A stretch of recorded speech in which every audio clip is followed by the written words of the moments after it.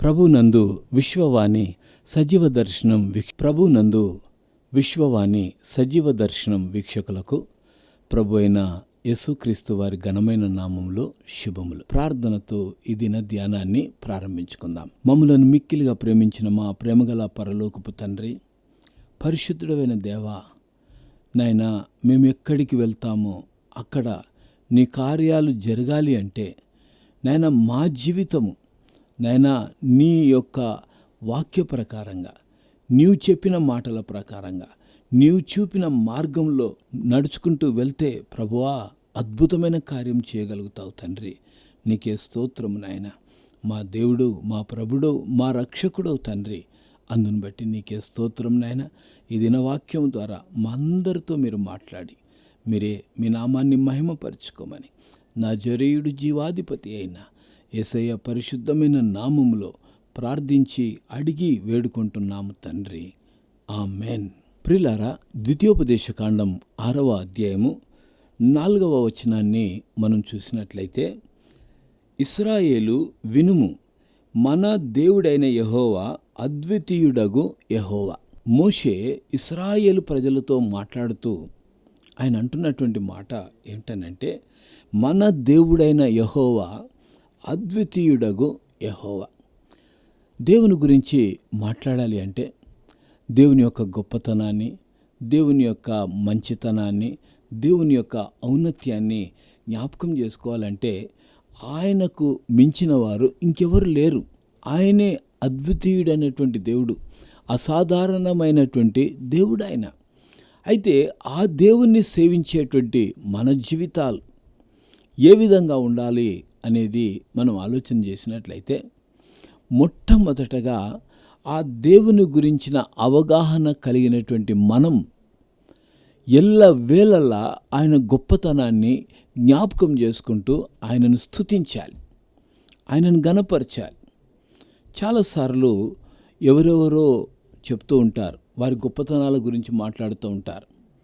కానీ వారి గొప్పతనాల గురించి మాట్లాడినప్పటికీ ఇప్పుడున్న స్థితి మరుసటి నెలలో లేదా మరుసటి సంవత్సరంలో ఉండకపోవచ్చునేమో, లేదంటే ఇప్పుడు గొప్పగానే ఉండొచ్చు, కానీ ఆ తర్వాతి పరిస్థితి ఏ విధంగా ఉంటుందో తెలియదు. కాబట్టి ఎన్నో మార్పులు చేర్పులు ఉంటానే ఉంటాయి. కానీ దేవుని గురించి మనం ఆలోచన చేసినట్లయితే ఆయన మార్పు చెందనటువంటి దేవుడు ఆయన. అందుకే మోషే మాట్లాడుతూ అంటున్న మాట ఏంటంటే, ఇశ్రాయేలు వినుము, మన దేవుడైన యెహోవా అద్వితీయుడగు యెహోవా. ఆయన అద్వితీయుడు, అసాధారణమైనటువంటి దేవుడు. గనుక ఆ దేవుణ్ణి సేవిస్తున్న మనం, ఆ దేవుని యందు నమ్మకం ఉంచినటువంటి మనం చేయాల్సినటువంటి పని ఏమిటంటే ఆయనను స్తుతిస్తూ ఉండాలి. దినవృత్తాంతముల మొదటి గ్రంథము 16వ అధ్యాయాన్ని మనం చూసినట్లయితే, మందసం విషయంలో దావీదు తీసుకున్నటువంటి శ్రద్ధ, మందసం విషయంలో దేవుడు కలిగి ఉన్నటువంటి ఆ గొప్ప ఉద్దేశాన్ని దావీదు గ్రహించిన వాడుగా దావీదు చేసినటువంటి పనిని మనం ఇక్కడ చూస్తూ ఉంటాం. మొదటి దినవృత్తాంతములు 16వ అధ్యాయము 1వ వచనంలో ఈ విధంగా ఉంది.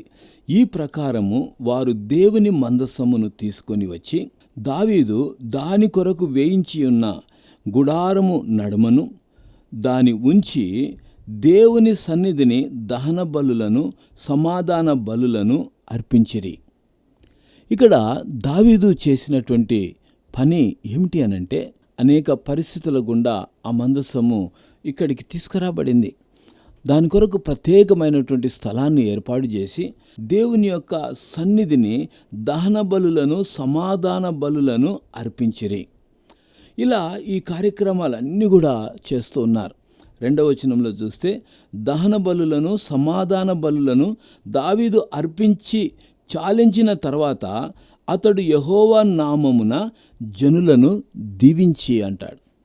అంటే అక్కడ రాజు దేశానికి అధినేత గనుక ఆయన ప్రజలు సుభిక్షంగా ఉండాలని, ఆశీర్వదింపబడినటువంటి వారుగా ఉండాలి అని దావీదు యొక్క ఆశ. ఆయన దీవించే మాటలు మాట్లాడుతున్నాడు.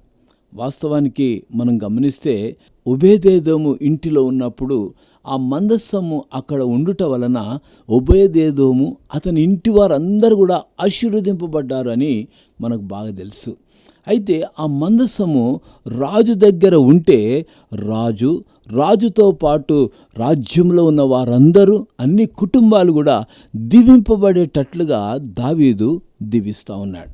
అవును ప్రియ దేవుని బిడ్డలారా, మందస్సము ఎక్కడైతే ఉంటుందో అక్కడ దీవెనలు. మందస్సంలో ఉన్న 3 వస్తువుల గురించి మనం ఆలోచన చేసినట్లయితే ఆ 3 వస్తువులలో ఒక మాట గమనిస్తే సువర్ణ పాత్ర, అందులో మన్నా ఉంది. ఇశ్రాయేలీలను 40 సంవత్సరాలు పోషించినటువంటి ఆ మన్నా అందులో ఉంది. తర్వాత మనం గమనించినట్లయితే అధికారానికి సంబంధించినటువంటి అహరోను కర్ర అందులో ఉంది. ఆయన యాజకుడిగా ఆయన చేసినటువంటి పనికి ఆయనను దేవుడు ఎంపిక చేశాడు అనే దానికి గుర్తుగా ఆ కర్ర అందులో ఉంది. అంతేకాదు, దేవుడిచ్చినటువంటి ఆజ్ఞలు ఆ యొక్క మందస్సంలో భద్రపరిచి ఉంచారు.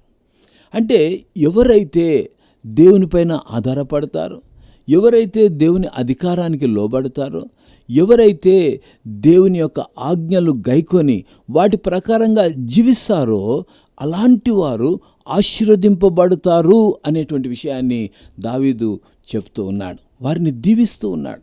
తర్వాత 3వ వచనంలో చూస్తే ఇక్కడ అంటాడు, పురుషులకేమి స్త్రీలకేమి ఇశ్రాయేలీయులందరిలో ఒక్కొక్కరికి ఒక రొట్టెను, ఒక భక్ష్యమును, ఒక ద్రాక్ష పండ్ల అడను పంచిపెట్టెను. అంటే అక్కడ ఇచ్చే విషయాలు కూడా చెప్తూ ఉన్నాడు.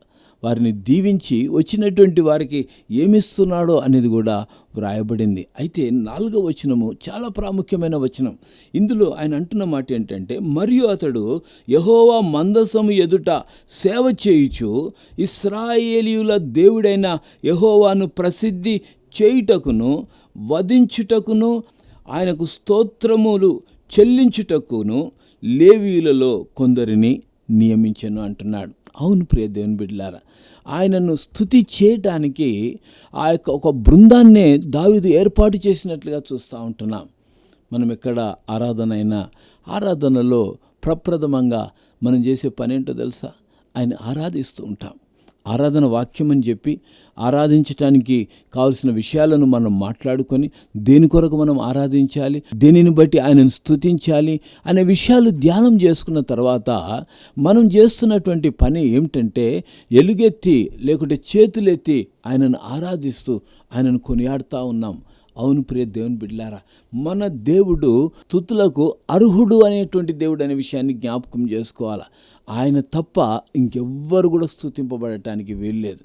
అందుకే ప్రియమైన దేవుని బిడ్డలారా, దావీదు చేసినటువంటి మంచి పని ఏమిటనంటే ఆయన స్తుతి చెల్లించటానికి లేవీయులలో కొందరిని నియమించినట్లుగా మనం చూస్తూ ఉన్నాం. ఈరోజు లేవీయులు మాత్రమే కాదు, నీవు నేను ప్రతి ఒక్కరం కూడా దేవుని స్తుతించాలి అనేటువంటి గొప్ప సంకేతాన్ని ప్రభువైన యేసుక్రీస్తు ద్వారా మనం పొందుకోగలిగాం. ప్రియమైన దేవుని బిడ్డలారా, ఎందుకు దేవుని స్తుతించాలి అనే విషయానికి వస్తే, మన ప్రభువైన యేసుక్రీస్తు మరి ఇక్కడ చెప్పబడినటువంటి దేవుడు శరీరధారిగా 2000 సంవత్సరాల క్రితం కన్యక గర్భంలో ఆయన జన్మించి 33.5 సంవత్సరాలు జీవించి నీ కొరకు నా కొరకు సిలువ యాగము ద్వారా తన ప్రాణం పెట్టి ఆయన మనల్ని రక్షించాడు. ప్రియమైన దేవుని బిడ్డలారా, ఈరోజు ఆయన స్తుతించడానికి గల కారణం ఏమిటి అని అంటే, ఒకప్పుడు మనం పాపంలో ఉంటిమి, ఒకప్పుడు జిగటగల దొంగ ఊబిలో ఉంటిమి, అందులో నుంచి బయటికి రాలేనటువంటి స్థితిలో ఉంటిమి. కానీ ఈరోజు నోరు తెరిచి ఆయనను స్తుతించగలిగే పరిస్థితుల్లో మనం ఉన్నాము అంటే కారణం ఏంటో తెలుసా?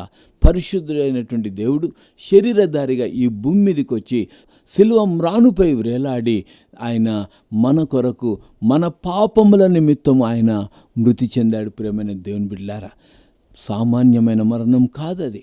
ఏ వ్యక్తి కూడా ఆ బాధ భరించలేడు. కానీ నీ కొరకు నా కొరకు నిన్ను నన్ను రక్షించడానికి, పాప ఊబిలో చిక్కుకున్నటువంటి వారిని విడుదల కలిగించడానికి ఆయన మన నిమిత్తమై మరణించాడు. ఈరోజు మన స్థితిని మనం గ్రహించి, మనం ఏమిటో మనం గ్రహించి ఆయన పాదాలను మనం ఆశ్రయించగలిగితే చాలు, ఆయనలో ఉన్న ఆనందాన్ని మనం పొందుకుంటాం. అందుకే యేసుప్రభు వారు తిరిగి లేచినప్పుడు ఆయన ఒక మాట అంటాడు, సమాధానం కలుగునుగాక అనేటువంటి సంకేతాన్ని మనకిచ్చాడు. ఈరోజు నీవు నేను సమాధానంగా ఉంటున్నామంటే కేవలం ఆయన మన రక్షకుడైన కారణం చేతనే. ఎవరైనా ఏమండి నేను నమ్ముకున్నాను కానీ నాకు సమాధానం లేదు అని అంటే, ప్రియమైన దేవుని బిడ్డ, నీ జీవితం ఎలాగుందో జ్ఞాపకం చేసుకోవాలి, నీ పరిస్థితి ఎలాగుందో జ్ఞాపకం చేసుకోవాలి. ఒకవేళ దేవునికి ఆయాసకరంగా ఉంటే దాన్ని విడిచిపెట్టి దేవుని మార్గంలోకి రావాలి అంటే ఆయన సన్నిధిలో నీ స్థితిని నువ్వు ఒప్పుకునేవారుగా ఉండాలి. ఎప్పుడైతే మనం ఒప్పుకుంటామో ఆయన నమ్మదగిన దేవుడు. ఆయన మన పాపములను మనం ఒప్పుకొనిన ఎడల అని అంటాడు. మనం ఒప్పుకుంటే క్షమించటానికి సిద్ధంగా ఉన్నాడు. ఈ రోజుల్లో మనం గమనిస్తే నేను చేసింది చెప్తే అవమానిస్తారండి, నేను చేసింది చెప్తే నన్ను బ్రతకనివ్వరండి అని అంటూ ఉంటారు. ప్రియమైన దేవుని బిడ్డ, నువ్వు మనుషులతో చెప్పనక్కర్లేదు, కానీ నీ స్థితిని దేవుని సన్నిధిలో మనం ఒప్పుకోగలిగితే, నా స్థితిని నేను ఒప్పుకోగలిగితే, నీ స్థితిని నువ్వు ఒప్పుకోగలిగితే అద్భుతమైన కార్యాన్ని దేవుడు చేయబోతుంటున్నాడు. ఈరోజు నెమ్మది సమాధానం కలిగి ఉండి దేవుని స్తుతించే అనుభవంలో ఉండాలి అంటే మన జీవితంలో దేవునికి ఆయాసకరమైంది ఏది లేకుండా చేయాల్సినటువంటి పని ఏంటంటే దేవుని సన్నిధిలో మనం నిందారహితులంగా ఉండాలి. కాబట్టి ప్రియ దేవుని బిడ్డ, ఈరోజు నీ పరిస్థితి ఏ విధంగా ఉందో నాకైతే తెలియదు, కానీ ప్రభువు నీతోనే మాట్లాడుతున్నాడు. బిడ్డ, ఎంతకాలం నువ్వు నాకు దూరంగా ఉంటావు, ఎంతకాలం దుఃఖపడుతూ ఉంటావు, ఎంతకాలం బాధను అనుభవిస్తూ ఉంటావు. నీ స్థితి ఏంటో నాకు చెప్పు నాన్న, నాకు చెప్పు బిడ్డ, నేనున్నా, నేను నీ జీవితంలో గొప్ప కార్యం చేయడానికే నేనున్నా అనేసి ప్రభు నీకు పిలుపునిస్తూ ఉంటున్నాడు. కాబట్టి మనుషులపైన ఆధారపడే కంటే, అందుకే అంటాడు, మనుషులను నమ్ముకొనుట కంటే యెహోవాను ఆశ్రయించటం మేలు అంటాడు. కాబట్టి మన దేవుడు అద్వితీయుడైనటువంటి దేవుడు, అసాధారణమైనటువంటి దేవుడు. మన జీవితంలో రక్షణానుభవంలోనికి వచ్చి అసాధారణమైన రీతిలో దేవుణ్ణి స్తుతించే అనుభవంలో మనం ఉండాలి అని జ్ఞాపకం చేస్తున్నాను. ఎప్పుడైతే సంతోషం ఉంటుందో మన నోట పాట వస్తుంది. అవును ప్రియ దేవుని బిడ్డ, నువ్వు నిజమైన సంతోషం పొందుకోవాలంటే నువ్వు యేసయ్య దగ్గరికి రావాల్సిందే, ఆయన పాదాలను ఆశ్రయించాల్సిందే. ఆయన సన్నిధిలో నీకు అమితానందము ఆయన ఇవ్వడానికి ఇష్టపడుతూ ఉంటున్నాడు. అట్టి కృప వాక్యం విన్న బిడ్డలందరికీ దేవుడు దయచేయునుగాక. ప్రార్థన చేసుకుందాం. ప్రేమ నమ్మకం గల పరలోకపు తండ్రి, అసాధారణమైనటువంటి దేవుడు నాయన, అద్వితీయుడైనటువంటి దేవుడు నాయన, మా రక్షకుడు ప్రభువా, శరీరధారిగా వచ్చి మా పాపముల నిమిత్తం మా నాయన సిలువ మ్రానుపై శాపగ్రస్తమైనటువంటి మరణాన్ని పొందావు తండ్రి. మేము శాపగ్రస్తులము నాయన వాస్తవానికి, కానీ మా స్థితి అంతటిని ఎరిగి ఏ విధంగానూ మేము విడుదల పొందుకోలేము గనుక నాయన నీవే శరీరధారిగా వచ్చి నీ ప్రాణాన్ని నాయన సిలువ మ్రానుపైన పెట్టి నా తండ్రి మా కొరకు హింసింపబడి, మా కొరకు నాయన కొట్టబడి, అవమానింపబడి, మా నిమిత్తమై ప్రాయశ్చిత్తార్థంగా నీ ప్రాణాన్ని పెట్టావు. అందును బట్టి నీకు స్తుతి చెల్లిస్తుంటున్నాం నాయన. నిన్ను మా హృదయంలో చేర్చుకుంటే నాయన హృదయం ఆనందంతో నిండి ఉంటుంది నాయన. నిన్ను మేము కలిగి ఉంటే సంతోషంగా ఉండగలుగుతాం నాయన. మనుషుల తట్టు, మనుషుల సహవాసము, మనుషులపై ఆధారపడడం మేమెంత కాలం చేస్తామో అంతకాలం మా జీవితంలో నెమ్మది ఉండదయ్యా, సమాధానం ఉండకుండానే ఉంటాం. కాబట్టి ప్రభువా, నీ సన్నిధిలో ఉన్న ఆ సమాధానాన్ని పొందుకొని సంతోషంగా నిన్ను స్తుతించే అనుభవంలోనికి రాగలగటానికి ప్రతి ఒక్కరికి మీరు సహాయం చేసి, తద్వారా మీరే మహిమ, ఘనత, ప్రభావాలు పొందుకోమని నజరేయుడు జీవాధిపతి అయిన యేసయ్య పరిశుద్ధమైన నామంలో ప్రార్థించి అడిగి వేడుకుంటున్నాము తండ్రి. ఆమెన్. మన ప్రభువైన యేసుక్రీస్తు వారి కృప, తండ్రి అయిన దేవుని ప్రేమ, పరిశుద్ధాత్ముని యొక్క అన్యోన్య సహవాసం వాక్యం విన్న బిడ్డలకి ఇప్పుడు ఎల్లప్పుడూ సదాకాలం తోడై నడిపించును గాక. ఆమెన్.